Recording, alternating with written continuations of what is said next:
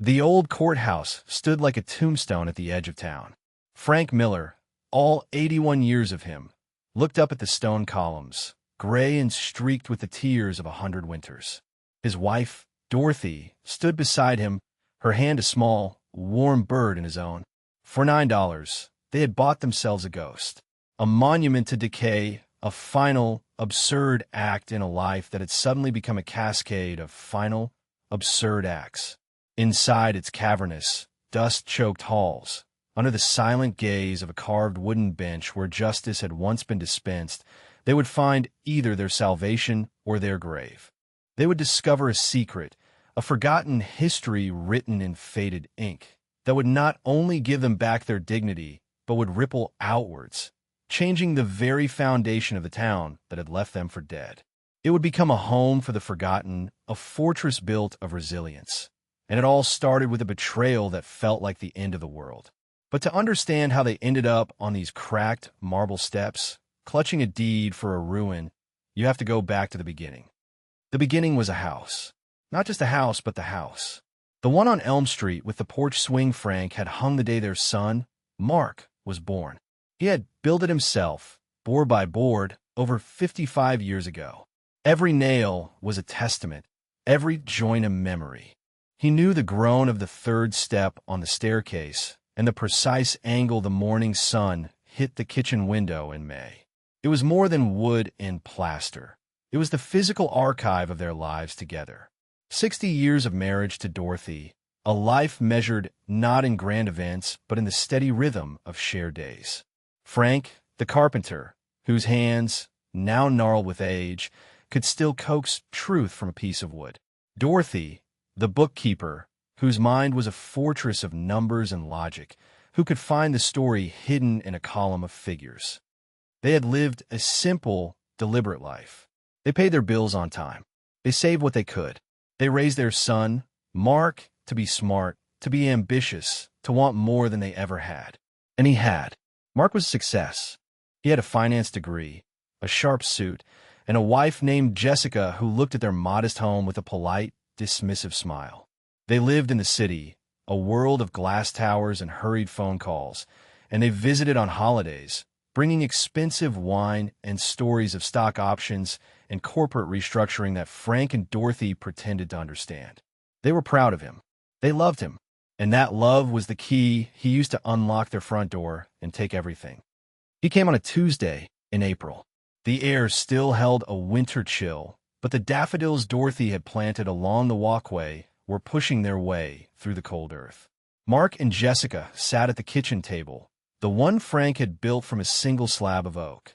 They spread a sheaf of papers across its familiar surface, the glossy documents looking alien and intrusive. "It's about planning for the future," Mark said, his voice smooth and reassuring. "Estate planning. We need to protect your assets. The house, your savings. If one of you ends up needing long-term care, the state could take everything." He used words like revocable trust and power of attorney. He spoke of tax implications and probate court. It was a language designed to confuse, to overwhelm. Frank looked at the dense blocks of text, his eyes, which could spot a hairline crack in a beam from 20 feet away, blurring with the legal jargon. Dorothy tried to follow the numbers, but they danced and shifted, tethered to concepts she didn't grasp. "We've had a lawyer look at all of this," Jessica added, her smile unwavering. "It's the smartest way to make sure you're both taken care of, and that the house stays in the family." The house stays in the family. That was the phrase that resonated. That was the anchor in the swirling sea of words. Frank looked at his son, his successful, handsome boy, and saw not a predator, but a protector. He was trying to help them. He was using his fancy education to look after his old folks. "Where do we sign?" Frank asked, his voice rough with emotion. Mark pointed to the lines at the bottom of several pages. He slid a pen across the table. Frank signed. Dorothy, trusting her husband, trusting her son, signed after him. They felt a sense of relief, the feeling of a heavy burden being lifted by younger, stronger shoulders. Mark and Jessica gathered the papers, kissed their cheeks, and were gone before the ink was fully dry. 2 weeks later, the world ended. They came back on a Saturday. There were no papers this time, just a grim finality in Mark's eyes. "We've sold the house," he announced, not in the kitchen, but standing just inside the doorway, as if he couldn't bear to come further into the space he had just rendered null. The words didn't compute. Frank stared at him. "Sold it? This is our home." "It was the logical move," Mark said, his voice clipped, avoiding Frank's gaze. "The market is at a peak. Holding on to it was a poor use of capital. The money is being invested for your care." "Our care." Dorothy's voice was a whisper. "We found a wonderful place for you," Jessica said, stepping forward, her smile now brittle and false. "A top-tier assisted living community. Everything will be taken care of. Meals, laundry, activities." They were given 1 hour to pack a single suitcase each. Frank moved through the rooms in a daze, his hands brushing against the walls he had raised. He saw the pencil mark on the doorframe where they had measured Mark's height, year after year. He saw the worn spot on the armchair where Dorothy had read to him every night. These weren't just things. They were parts of him, and they were being amputated without anesthetic. Dorothy was silent, her face a mask of disbelief. The shock was too profound for tears. Mark drove them. He talked about the amenities at the new place, the social opportunities, the peace of mind it would bring. Frank didn't hear him. He just watched his home recede in the rearview mirror until it was gone. The assisted living community was a lie. It was a squat, beige building on a treeless lot by the highway called Golden Years Residence. The air inside smelled of bleach and despair. The residents sat in worn chairs in a common room, staring blankly at a television that blared game shows. Their room was small and suffocating, with a window that looked out onto a dumpster. A thin, worn blanket lay on each of the 2 narrow beds. This wasn't a community. It was a warehouse for the old and unwanted. Mark and Jessica didn't stay. They carried the suitcases in, placed them on the floor, and turned to leave. "We'll come visit next week," Mark said, his hand already on the doorknob. Frank finally found his voice. It was a low, dangerous rumble. "You did this for money." Mark flinched.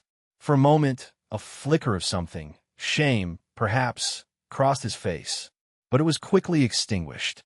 "I did this for your own good," he said, the lies sounding thin even to himself. "You can't take care of that big house anymore. This is better." Then they were gone. The door clicked shut, a sound of absolute finality. Frank and Dorothy stood in the silent, sterile room. The betrayal was a physical thing, a cold weight in Frank's chest. They had been discarded, erased. Their lives, their home, their memories, all liquidated for a market peak.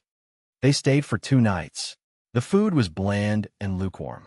The nights were filled with the sounds of coughing and quiet weeping from other rooms. On the 3rd morning, Dorothy looked at Frank, her eyes clear for the first time since they'd arrived. The shock had burned away, leaving behind a core of pure, unyielding steel. "We are not dying here," she said. It was not a suggestion. It was a declaration. They walked out the front door with their 2 suitcases. No one tried to stop them. They were ghosts already. They had a few $1,000s in a small checking account Mark hadn't known about, their rainy day fund. It was raining. It was pouring. They took a cab to a cheap motel on the other side of town. The sign had a flickering neon palm tree, and the room smelled of stale cigarettes. It felt like a palace. Days turned into a week. The money dwindled. They called the police about the house, but the officer who took the report was dismissive. "You signed the papers, sir."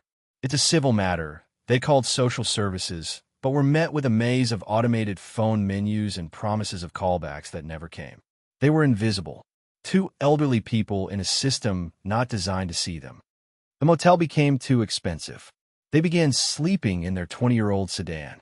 Frank would recline the driver's seat, Dorothy curled up in the passenger's. They parked in well-lit supermarket lots, moving every few hours. They ate crackers and canned tuna. Frank's hands, the hands that had built a house, trembled as he struggled to open a can. He felt a despair so deep it was like drowning. He had failed Dorothy. He was 81 years old and had nothing. He was nothing. It was Dorothy who saved them from the abyss. She refused to surrender. While Frank slumped in exhaustion, she would take her laptop to the public library, using their free Wi-Fi for hours. She wasn't just passing time. She was working. The bookkeeper was back on the job, searching for a lifeline in the endless columns of the internet. She scoured legal aid websites, housing assistance programs, anything. But they were always met with waiting lists, with income requirements they no longer met, with bureaucratic brick walls. One afternoon, deep in the labyrinth of the county government website, she stumbled upon a list of tax-delinquent properties scheduled for auction. It was a document of failures, bankrupt businesses, abandoned lots, forgotten parcels of land. She scrolled through it, page after page of civic decay. And then she saw it. Item number 73, the Old Blackwood County Courthouse. Address, 1 Courthouse Square. Status, condemned. Minimum bid, $900. $9. The price of a cheap lunch. She clicked on the details. The building had been decommissioned 30 years ago when the new Justice Center was built. It had sat empty ever since, a stone elephant the town didn't know what to do with. The roof leaked, the windows were boarded up, the plumbing was shot. It was officially declared unfit for human habitation. It was a ruin, a liability. The $9 price tag was a symbolic gesture to clear it from the county's books. Dorothy stared at the grainy photograph. The columns, the wide stone steps, the tall, arched windows, now dark and blind. Most people saw a wreck, a teardown. Dorothy, the bookkeeper, saw something else. She saw good bones. She saw a foundation of solid granite. She saw a structure built to last, a fortress from a time when things were made with pride. She went back to the car. Frank was asleep, his face etched with worry even in slumber. She touched his shoulder gently. He startled awake. "I found something," she said, her voice quiet but electric. She showed him the listing on her laptop screen. Frank stared at it, his expression unreadable. "It's a pile of rocks, Dottie. It's condemned." "The foundation is good," she insisted, her finger tracing the outline of the building on the screen. "It's stone, Frank. Stone and old-growth timber. You know what that means. It's still standing. After 30 years of neglect, it's still standing." He looked from the screen to her face, at the fierce, determined light in her eyes. He saw the woman he had married 60 years ago, the one who had always believed in him more than he believed in himself. He was tired. He was broken. But she wasn't. "What would we do with it?" he asked, the question itself a small spark of hope. "We would make it a home," she said simply. "You can fix anything made of wood and stone, Frank. I can manage the rest." He looked at his hands, at the calluses and scars that were the story of his life. For weeks, they had felt useless. Now, he imagined them holding a hammer again. He imagined the heft of a saw, the satisfaction of a perfectly set joint. A flicker of the old fire returned. It was insane. It was impossible. It was the only choice they had left. "Okay, Dottie," he said, a slow smile spreading across his face for the first time in what felt like a lifetime. "Let's go buy a courthouse." The auction was an online affair, a sterile process for disposing of the town's unwanted remnants. Dorothy, using the library's computer, entered the bid. $9. For the next 24 hours, they waited, expecting to be outbid by a developer or a scrap merchant. But no other bids came. No one wanted the albatross. The next day, an email arrived. They had won. They owned the Blackwood County Courthouse. They used their last $100 to pay the bid and the processing fees. The clerk at the county office, a young woman with bored eyes, handed them the deed without looking up. They drove to Courthouse Square. The reality of their purchase was more daunting than the photograph. Plywood covered most of the windows like crude bandages. Weeds grew thick and tangled from cracks in the steps. A large, weathered sign that read "Condemned, Do Not Enter" was nailed to the massive oak doors. Frank took a crowbar from the trunk of his car. With a screech of protesting metal, he pried the sign from the wood. It fell to the ground with a clatter. He pushed on the door. It groaned, but it held. He pushed harder, his shoulders straining against the weight of it. With a final, shuddering groan, it swung inward, opening into darkness. A wave of cool, musty air washed over them, the smell of dust, decay, and trapped time. Sunlight from the open door cut a single, golden slash across the cavernous lobby, illuminating a universe of dancing dust motes. The floors were marble, coated in a thick film of grime. A grand, bifurcated staircase swept upwards into the gloom. It was a wreck, but it was a magnificent wreck. "Well," Frank said, his voice echoing in the vast space. "We're home." They spent the first day just exploring, stepping carefully over fallen plaster and debris. They found the old clerk's offices, the holding cells in the basement with their heavy iron doors, and upstairs, the main courtroom. It was the heart of the building, a cathedral of justice with a 20-foot ceiling and tall, arched windows. The spectator benches were covered in dust, the lawyers' tables overturned. And at the front, raised on a dais, was the judge's bench. It was a massive, imposing piece of furniture, carved from dark mahogany, solid and eternal. Their first priority was shelter. They found a small judge's chamber off the main courtroom that was relatively intact. One window still had glass. Frank used boards he salvaged from a collapsed wall to patch the other. He found an old, heavy blanket in a closet and hung it over the doorway. While he worked, Dorothy swept. She swept away 30 years of dust and neglect, her methodical strokes a small act of defiance against the chaos. That night, they laid their bedrolls on the floor of the chamber. It was cold. It was damp. But for the first time since leaving their house, they felt safe. They were inside walls that were theirs. The next day, the real work began. The most immediate threat was the roof. A large section over the east wing had collapsed, letting in water and weather. Frank climbed up, moving with a caution that belied his age. He assessed the damage. The main trusses were sound, old-growth pine, as hard as iron. It was the decking and shingles that had failed. He spent the entire day clearing debris, his muscles screaming in protest. It was slow, arduous work. He knew he needed supplies. He had his tools, but he needed lumber, tar paper, and nails. They had less than $50 to their names.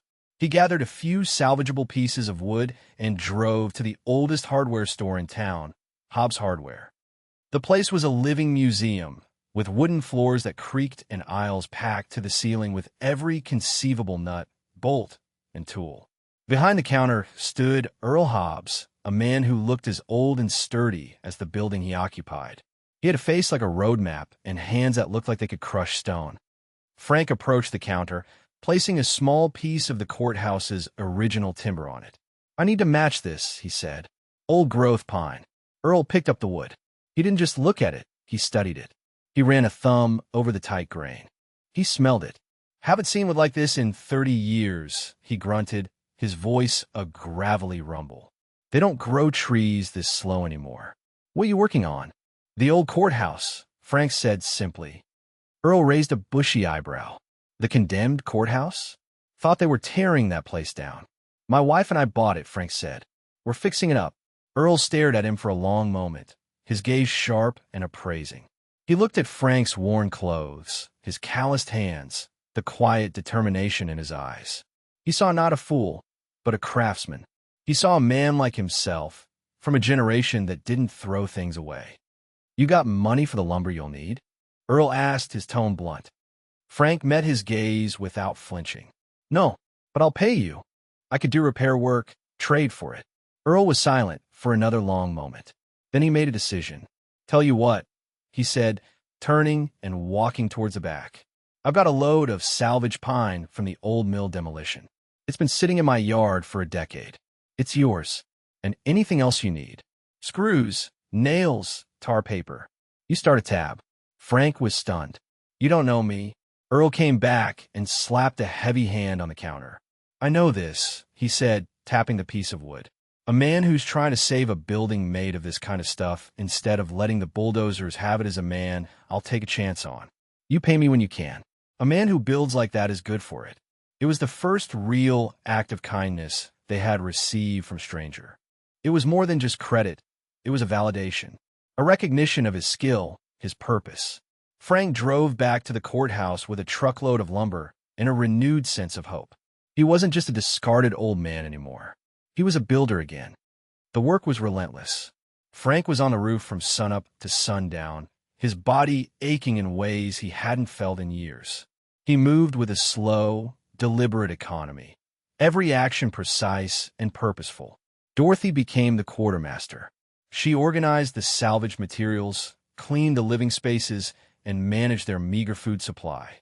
She found a cast-iron stove in the basement, and after Frank cleared the flue, they had a source of heat and a way to cook. The small chamber became their sanctuary, a pocket of warmth and order in the sprawling ruin. They fell into a rhythm, the rhythm of work, the rhythm of survival. They spoke little, but they were in constant communication, a silent partnership honed over 60 years. Every patch hole in the roof, every cleared room, was a victory. They were not just repairing a building, they were rebuilding their lives, one board, one nail at a time. News of their project began to spread through the town. It was a curiosity. The crazy old couple in the courthouse. Some people laughed. Some shook their heads in pity, but some watched with a quiet interest. One afternoon, about a month into their work, a young woman appeared at the open doorway. She couldn't have been more than 19. She was thin, with frightened eyes and a faded purple bruise on her cheek. She was visibly pregnant. "Is it true?" she asked, her voice barely a whisper. Are you taking in strays?" Dorothy looked at the girl, at the desperation and the flicker of hope in her eyes. She saw a reflection of her own recent homelessness, her own vulnerability. She stepped aside and held the door open wider. "Coming out of the cold," Dorothy said. "There's soup on the stove." Her name was Jenna. She had run away from an abusive boyfriend in the next town over. She had nowhere to go. She had heard the whispers about the courthouse and had come as a last resort. She stayed the night, and the next. She was a quiet presence at first, but soon she started to help. She cleaned with a fierce energy. She helped Dorothy organize supplies. She was looking for more than just shelter. She was looking for a purpose. A week later, another arrived. A teenage boy named Leo. He had been kicked out of his home when he told his parents he was gay. He was sleeping in a park. He was smart and withdrawn, with a talent for drawing. He would sit for hours, sketching the architectural details of the courthouse in a small notebook. Then came Mrs. Gable, an elderly widow who had been evicted from her small apartment when the landlord doubled the rent. She arrived with a single suitcase and a potted geranium, the last remnant of her old life. Slowly, improbably, a family was forming. A family of the broken and discarded. The courthouse, which had been a symbol of their own abandonment, was becoming a sanctuary for others. It was no longer just Frank and Dorothy's project. It was a shared struggle for survival. The dynamic of the building began to change. It wasn't just a construction site anymore. It was a home. Frank started teaching Leo the basics of carpentry. The boy was a natural, his artist's eye translating easily to the logic of joinery. Jenna took over the cooking, proving to be inventive with their donated and scavenged supplies. Mrs. Gable, with a quiet determination, cleared a patch of weeds behind the courthouse and started a small vegetable garden. They were creating a small, self-sustaining ecosystem. They had shelter. They had a shared purpose. They had each other. The vast, empty halls of the courthouse began to fill with the sounds of life. The scrape of a saw, the murmur of conversation, the scent of baking bread. One afternoon, while the others were working on various projects, Dorothy decided to tackle the main courtroom. It was the one room they had largely left untouched, intimidated by its scale and the sheer amount of work it needed. She began with the judge's bench. It was a magnificent piece, but coated in a thick layer of grime. As she wiped it down with a damp cloth, her fingers traced the intricate carvings. She felt a small, almost imperceptible looseness in a decorative panel just below the main desktop, on the side that would have been hidden from the rest of the court. Curious, she pushed on it. It didn't move. She pushed again, this time at a specific spot on the carved scrollwork. There was a faint click, and the panel swung inward, revealing a dark, hollow space. Her heart beat a little faster. She reached inside. Her fingers brushed against cool, dry leather. She pulled the object out into the light. It was a large, leather-bound ledger. It was heavy, its pages filled with elegant, looping script. The ink was faded from brown to a ghostly sepia. On the first page, an inscription read, "The personal records of Judge Alastair Miller, 1948 to 1972. She sat down on the dusty witness stand and began to read. It wasn't a record of court cases. It was something far more personal. It was the judge's private history of the town. He had recorded land deals, handshake agreements, personal loans he had made to struggling families. He documented the promises made by town fathers, the charitable trusts established, the backroom deals that shaped Blackwood for a quarter of a century. It was a secret history, filled with the town's debts, both financial and moral. Dorothy was a bookkeeper. She understood the power of a well-kept ledger. She read for hours, completely engrossed. And then she found it. An entry from 1951. Judge Miller wrote about a contentious town council meeting, a debate over what to do with derelict public properties. He had been instrumental in drafting a new clause for the town charter. He called it the Homestead Proving Clause. She read the passage 3 times, her breath catching in her throat. The clause stated that any citizen who took possession of a condemned public building and, through their own labor and resources, brought it back up to municipal code and could demonstrate that it served a clear and present community purpose, could petition the council to have the deed transferred to them, free and clear in perpetuity. It was an old, forgotten pioneer law designed to encourage settlement and reward sweat equity.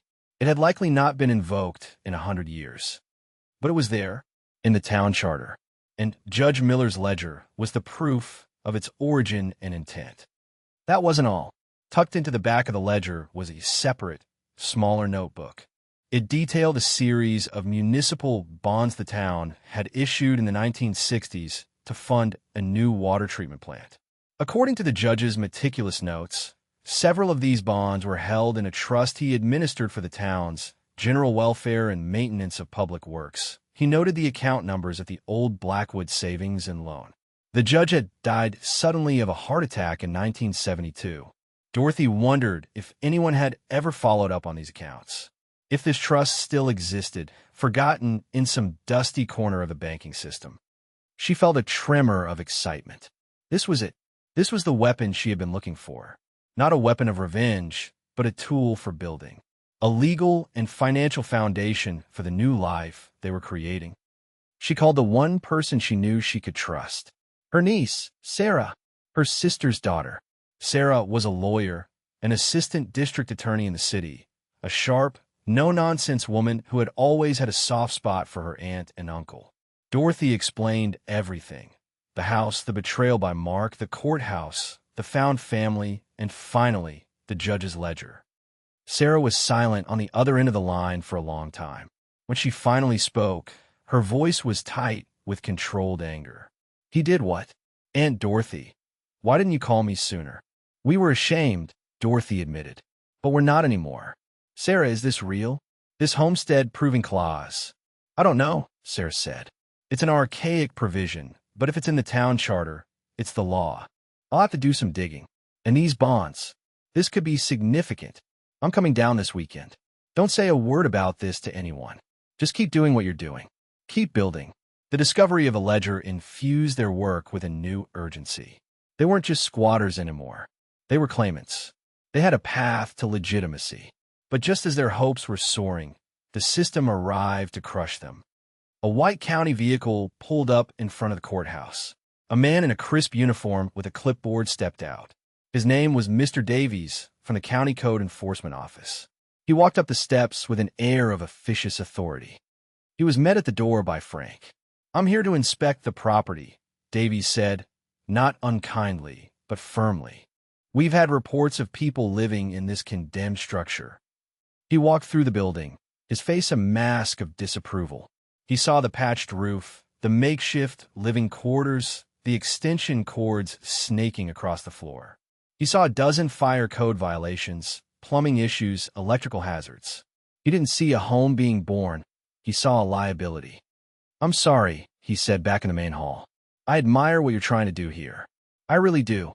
But this building is unsafe. I have to post a final notice of condemnation. You have 30 days to vacate the premises. After that, the county will proceed with demolition." He tacked the bright orange notice to the front door, right next to the spot where the first one had been. It felt like a death sentence. 30 days. All their work, all their hope, was set to be turned into a pile of rubble. That night, the mood in the courthouse was grim. Jenna was crying softly. Leo sat staring into the fire in the stove, his sketchbook forgotten. Mrs. Gable clutched her potted geranium as if it were a life raft. Frank was silent, the weight of the new deadline pressing down on him. It was Dorothy who rallied them.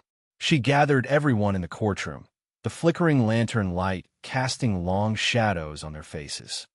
"We are not leaving," she announced, her voice ringing with a strength that surprised them all. "We have a right to be here.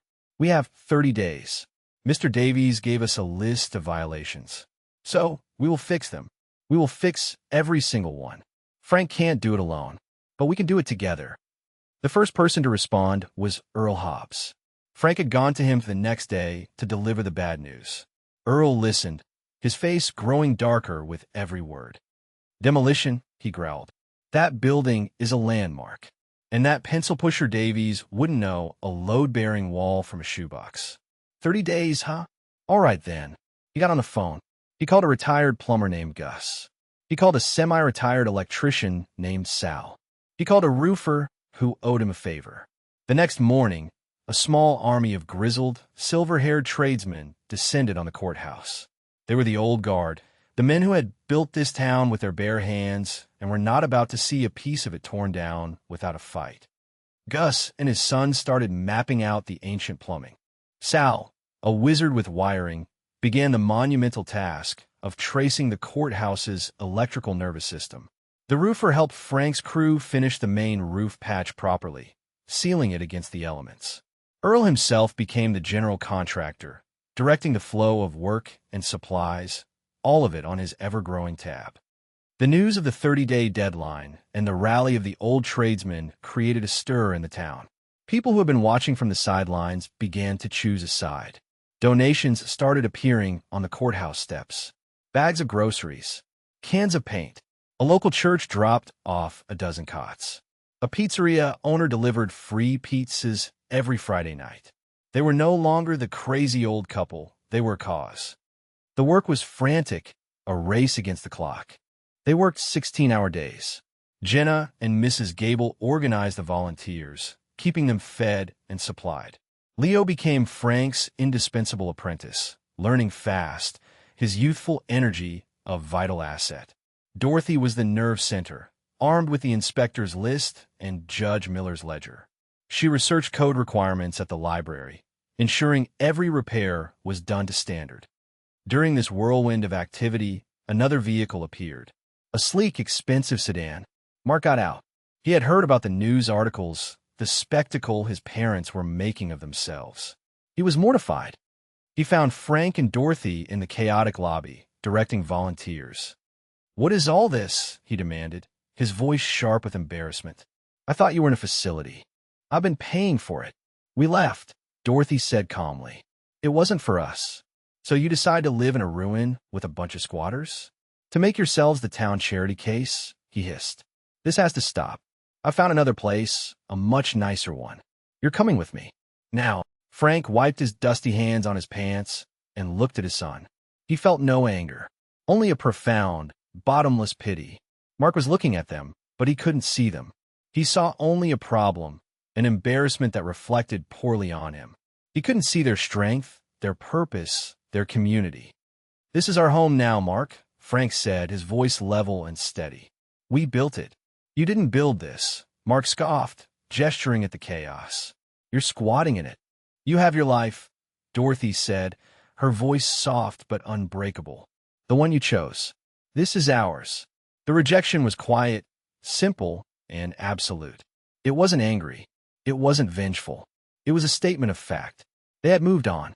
They had built something new, something he could never touch. He stood there for a moment, his anger deflating into confusion. He was the successful one. He had the money, the career, but they had something he didn't understand, something he had thrown away. He turned without another word, got back in his expensive car, and drove away. The 30 days passed in a blur of sawdust, paint fumes, and shared purpose. On the final day, the courthouse was transformed. The floors shone. The walls were painted. The plumbing worked. The electricity was safe and functional. It was still old, still marked by the passage of time, but it was clean, solid, and filled with life. At 10 o'clock sharp, Mr. Davies arrived. He was not alone. The town manager, a slick man named Peterson, was with him, along with a police officer. They clearly expected to be evicting the residents. Mr. Davies stepped inside and stopped dead. He stared, his mouth slightly agape. He walked through the halls, his clipboard in his hand, but he wasn't writing anything. He ran a hand over the newly plastered walls. He flushed a toilet. He flipped a light switch. He saw the small, tidy living spaces that had been created in the old offices. He saw the communal kitchen, clean and organized. He saw the garden out back. Its neat rose a testament to Mrs. Gable's care. He returned to the main hall, where everyone was gathered, waiting in silence. He looked at Frank, at Earl, and the other tradesmen standing behind him. "It's remarkable," Davies said, his voice filled with a genuine awe that surprised everyone. "You've done more work in 30 days than the county has in 30 years. He went down his checklist, item by item. Fire hazards abated. Electrical systems grounded and brought to code. Potable water supply established. Structural integrity secured." He clicked his pen and signed the bottom of the form with a flourish. He looked up at Frank, a small smile on his face. "This isn't a condemned building anymore," he said, handing the signed-off sheet to him. "As far as my office is concerned, it's a residence." A wave of cheers and applause erupted through the hall. But the town manager, Peterson, stepped forward, his face a thundercloud. "This is highly irregular, Davies," he snapped. "A signature from you doesn't change the fact that these people are trespassing on public property. The demolition order still stands." "Actually, it doesn't." A new voice cut through the tension. Sarah, Dorothy's niece, strode into the hall. She was dressed in a sharp suit, carrying a briefcase. She looked every bit the powerful city lawyer. "My name is Sarah Jennings," she said, her voice calm and authoritative. "I represent the residents of this building. And according to Blackwood Town Charter, Article 7, Section 4, the Homestead Proving Clause, my clients have met all the legal requirements to petition for the deed to this property." She handed a thick legal document to the stunned town manager. "This is our official petition. It documents the improvements made, all certified by a licensed inspector." She nodded at Mr. Davies, who looked pleased, "and it includes affidavits from numerous community members attesting to the clear and present community purpose this residence now serves." Peterson sputtered, his face turning red. "That's an archaic, obsolete law. It hasn't been used in a century." "A law is a law, Mr. Peterson," Sarah said coolly. "Unless you'd like to challenge the legality of your own town's charter in open court, I assure you, the press would find that very interesting." She gestured to a young woman with a notepad and a camera standing in the doorway. A reporter from the regional paper Sarah had tipped off. Peterson was trapped. The law was clear. The public sentiment was on Frank and Dorothy's side. The inspector had validated their work. He was beaten. He snatched the document from Sarah's hand and stormed out, defeated. The next day, the story was on the front page. The $9 courthouse that became a home. It told the whole story. The betrayal, the struggle, the community that had rallied around an elderly couple who refused to be thrown away. The town council, facing a flood of supportive calls and letters, had no choice. At their next meeting, they voted unanimously to grant the deed to Frank and Dorothy Miller and the newly formed Courthouse Community Trust. The victory was sweet, but the story wasn't quite over. Sarah, armed with the information from Judge Miller's ledger about the forgotten municipal bonds, had done some digging.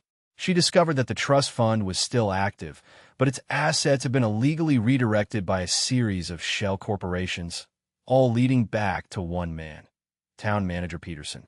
He had been using the town's forgotten history to enrich himself.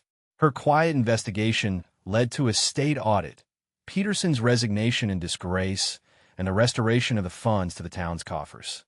Justice, it turned out, had a long memory. Life at the courthouse settled into a new, peaceful rhythm. They officially named it Miller House, in honor of both Frank and Dorothy and the benevolent judge who had left them the keys to their salvation. The found family put down roots. Leo, with a scholarship fund started by Earl and his friends, enrolled in a community college program for architectural preservation. Jenna gave birth to a healthy baby girl, whom she named Hope.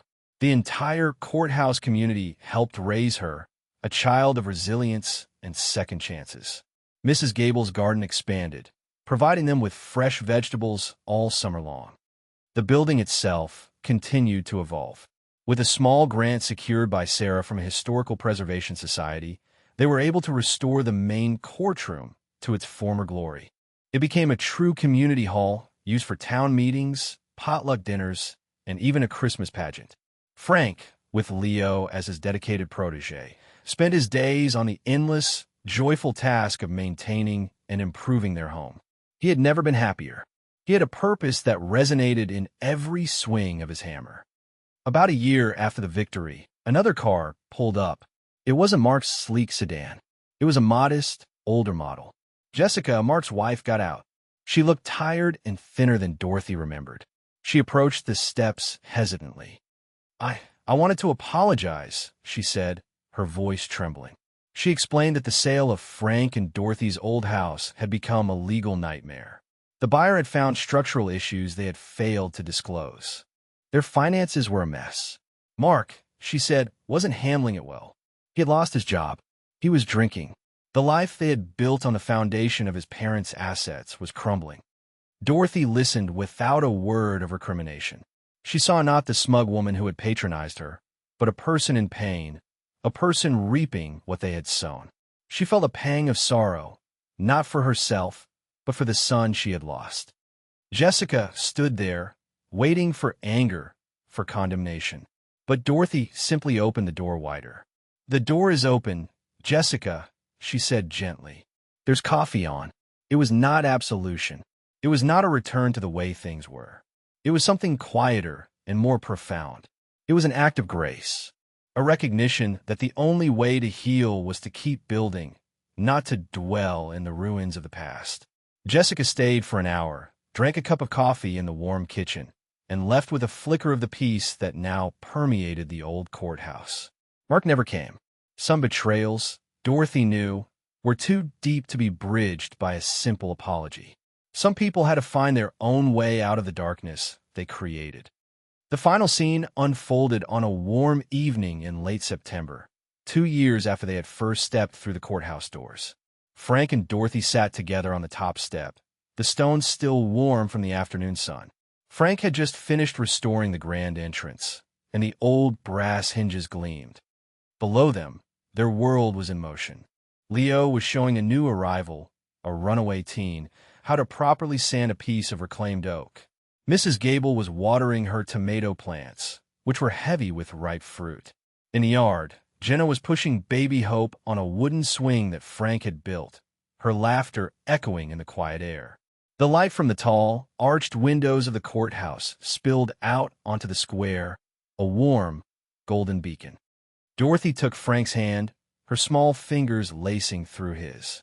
His hand was rough and calloused, the hand of a man who builds things. She looked at his profile against the setting sun, the lines on his face carved by time and worry, but his eyes were clear and content. "You did it, Frank," she said softly.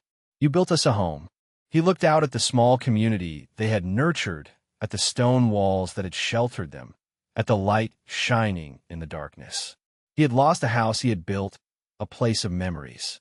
But here he had built something more. He had built a home, a place of new beginnings. He squeezed her hand. It wasn't about the life they had lost, but the one they had found, the one they had made from the ruins. On the newly restored door, a small, polished brass plate caught the last rays of the sun. It read, "Miller House, built on second chances." The light inside burned brightly, a steadfast and enduring flame against the coming night.